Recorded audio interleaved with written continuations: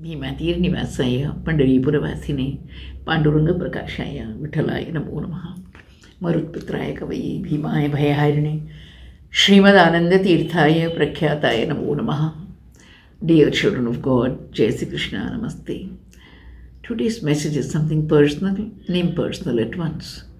It is the confession of a preacher. When we preachers ascend the seat of the sages, as has been said before, we reach a particular altitude during the discourse. For example, when one takes up the Ramayana for discussion, the flight of Hanumanji to Lanka is a memorable episode. The speaker flies with the protagonist, overcomes all obstacles, sattvic, rajasic, tamasic on the way.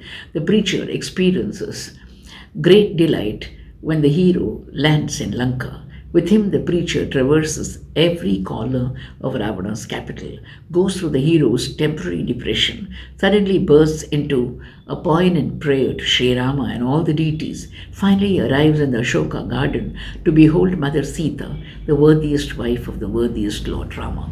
When Sri Hanumanji meets Mother Sita and in plaintive terms introduces himself as an authentic messenger of the Lord, the preacher is in tears, the listener too.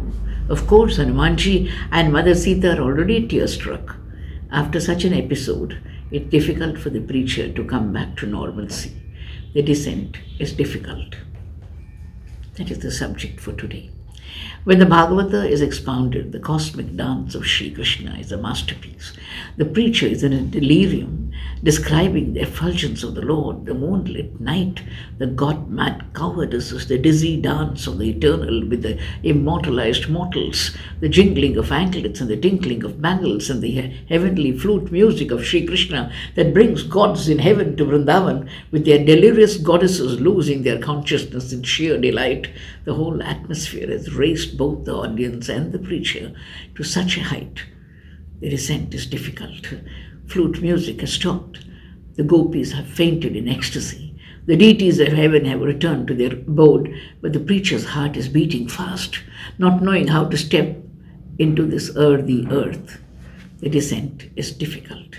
In the Mahabharata, the moving saga of royal princes and the royal princesses, the gambling scene shakes the preacher and the listener alike. Shakuni, the cunning uncle, is scheming a foul game of dice, which is indeed a game of lies, played successfully for the villains to win and the dharmic heroes to lose. Their royal empress Draupadi is threatened to be disrobed in public. She weeps, she wails, she runs from pillar to post in vain and finally lifts her helpless hands to reach out to Lord Krishna and his ever-helping hand. The preacher's heart misses a beat. So does it happen to the sensitive audience. And lo, the numberless robes flow like God's mercy on her. How can a preacher be normal after that? The descent is difficult. The Bhagavad Gita is an audio-visual presentation by Lord Krishna to Arjuna. When the latter has heard 10 audio chapters, he is curious and eager to see the Lord as he is. The divine revelation is placed before the audience.